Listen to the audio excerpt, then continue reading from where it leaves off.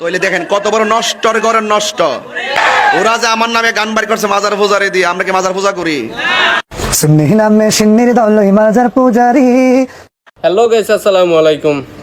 আজকে তাহেরি বন্ডকে নিয়ে আবার চলে আসলাম। তো তাহেরি বন্ড, আমি বুঝি না, একজন ফাউল একজন লোক, সে অকৃত কিছু কথা বলে পাবলিকের কাছে ভাইরাল হইতেছে। ঢেলে দাও, ঢেলে দিলে আমি চা খাই না কফি খাই, এগুলা কোনো একজন আলেমের কথা? উনি যে মাজার পূজারি, ওনার কথাই বোঝা যায়, ঠিক আছে। তারপর আরেকটা ভিডিও আমি আপনাদের কাছে নিয়ে আসতেছি। একজন আলেম যদি একজন মানুষকে বলে যে নষ্টর ঘরে নষ্ট, ঠিক আছে, এর চেয়ে আমাকেও গলায় দিয়ে মরে যাওয়া ভালো। তাহেরি বন্ড একজনকে বলে নষ্টর ঘরে নষ্ট। সি, একজন আলেমের মুখ থেকে এই ধরনের কথা কিভাবে আসে? তইলে দেখেন কত বড় নষ্টর ঘরের নষ্ট। ওরা যে আমার নামে গান বাড়ি করছে মাজার পূজারি দিয়ে, আমরা কি মাজার পূজা করি? সুন্নি নামে সিন্নির দল মাজার পূজারি।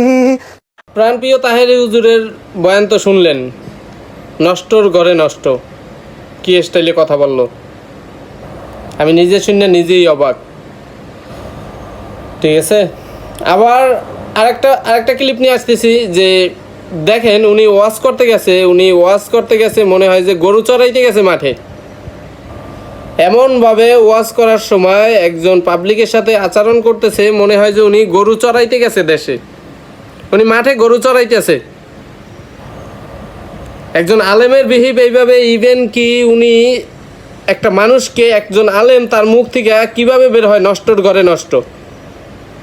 তাহেরি, তুমি কি চিন্তা করছো একবারও যে কি কথা বলছো?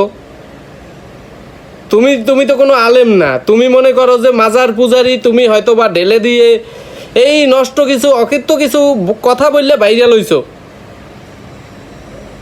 অকৃত্য কিছু কথা বলে তুমি ভাইরাল হইছো। তুমি তো লোক ভালো না ভাই, তুমি তো মাজার পূজারি, তুমি তো ইসলামের পন্থী না।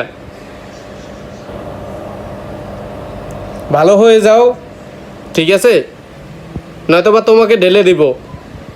এই ব্রাজিল, এই এই এই এদিকে এদিকে বাহ ভাই, দেখ চুপ।